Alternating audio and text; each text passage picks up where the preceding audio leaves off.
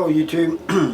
I hope everybody had a happy Thanksgiving and enjoyed the time with their family. Now it's on to the next one's Christmas, and everybody's probably already getting ready for that. But I want to talk about a young guy that was my celly for a short time, and I can't remember his name. I want to say Chris, but I called him Dirty a lot, and you'll learn why here in a little bit. But when I was in Farmington, they brought this young guy in and put him in the cell with me, and he's one of those guys that you immediately like, you know, and we just clicked and we got along real good, you know.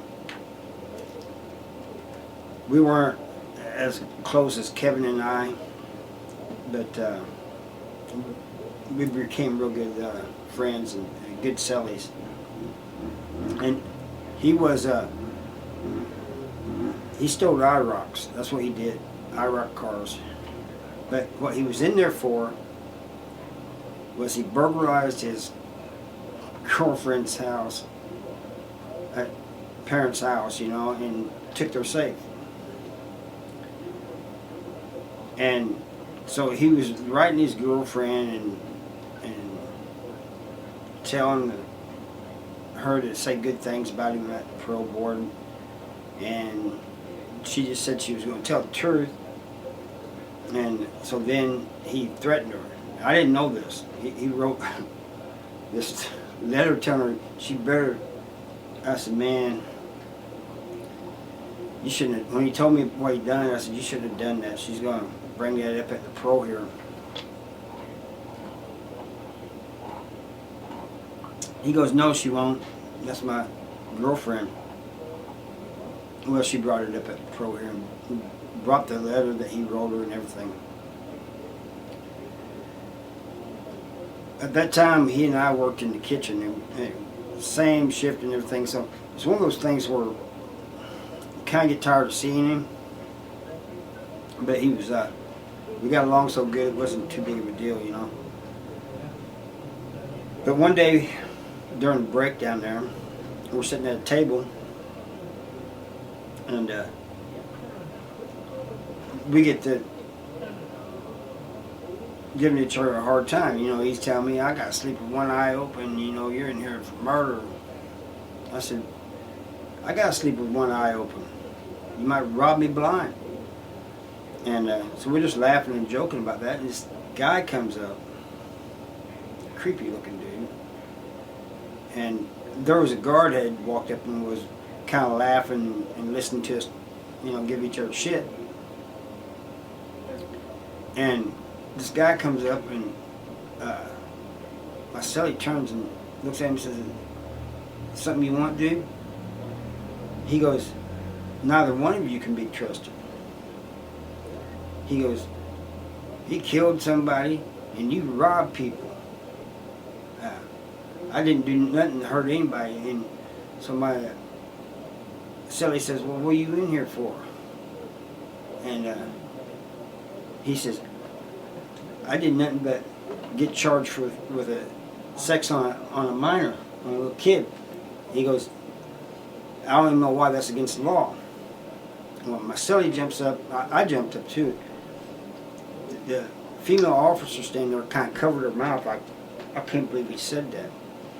And celly chases him down, across the dining hall, into this like hallway, and into the bathroom, and beats him up. And comes back out, and these other guys come out and is telling the officer, said, man, dude back there slipped in some water in the bathroom. And so he she went back there and checked on him and called it in, and took him up there, you know, they took him up there to medical. But the next day she wasn't there, and she didn't come back for like a week, and when she did come back, She came up to me in my cell and he says, the dude told on me. He said that I lied on the report about him slipping in the bathroom. I said, I was just going by what everybody said. I didn't see nothing, you know.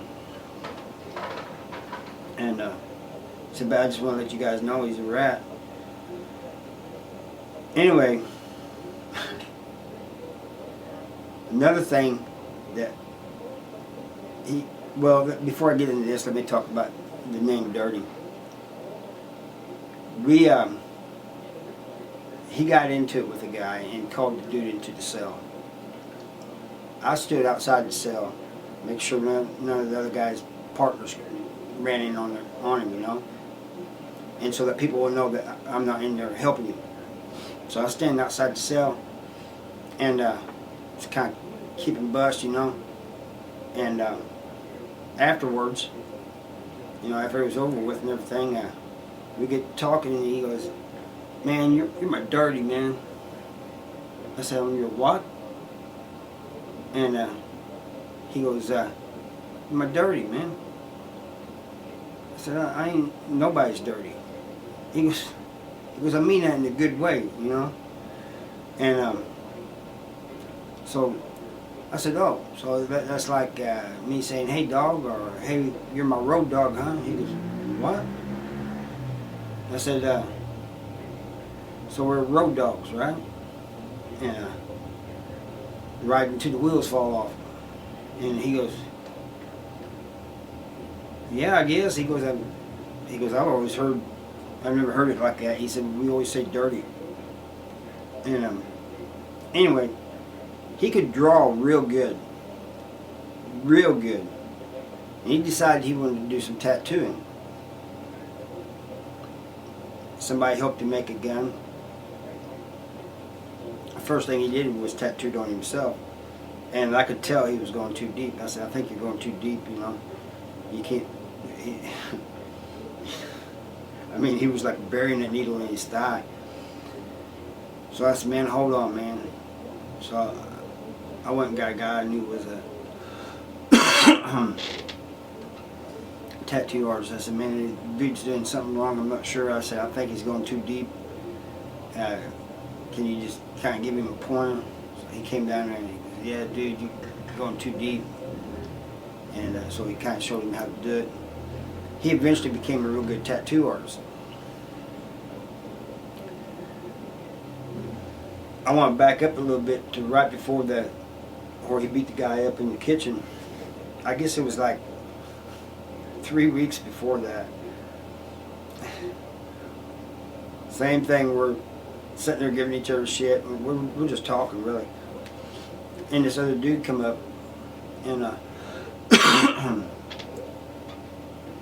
my celly said, man, that he's kind of suspect, don't you think? And I said, yeah, but dude comes up and he goes, man, I hear you guys talking, man. He goes, I ain't got one of those cases.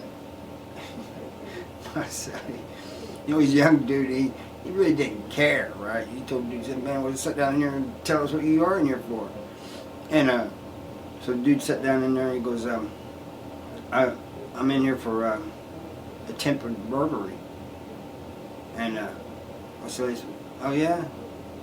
He goes, I'm in here for burglary. So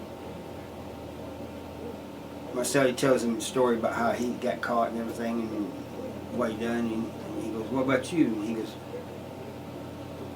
well, I tried to rob the house, our neighbor's house, you know.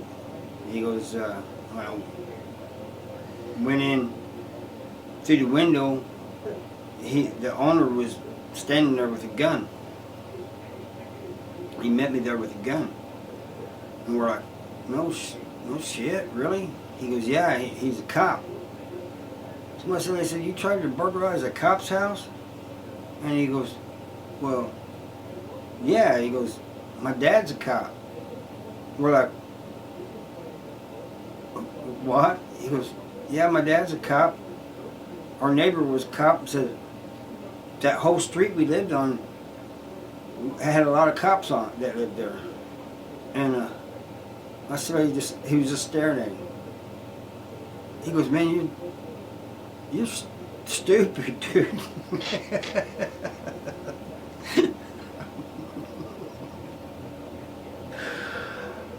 But I mean, I told myself, I said, no, let's think about this. You know, I said, he tried to burglarize a cop's house. I said, that took a lot of balls. He goes, that balls had nothing to do with it. He's stupid. And he goes, I wouldn't have done that. And but the guy said, yeah, I guess it was stupid. He goes, I guess I should have went somewhere else, but I was trying to get somewhere close to home, you know. And so I said, so what was, if you was living with your dad, your parents, and you would have burglarized this house, what was you going to tell your parents where you got that stuff? You know, your dad being a cop and all. And but he said, I had another friend that was going to come and pick it up and we was going to sell it. And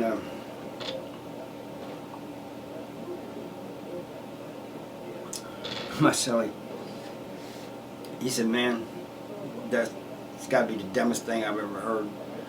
And he said, man, get away from me. He was kind of laughing about it. He didn't really mean, you know, but he was like, man, I don't want to be hanging around a dummy, you know, get away from me, you know.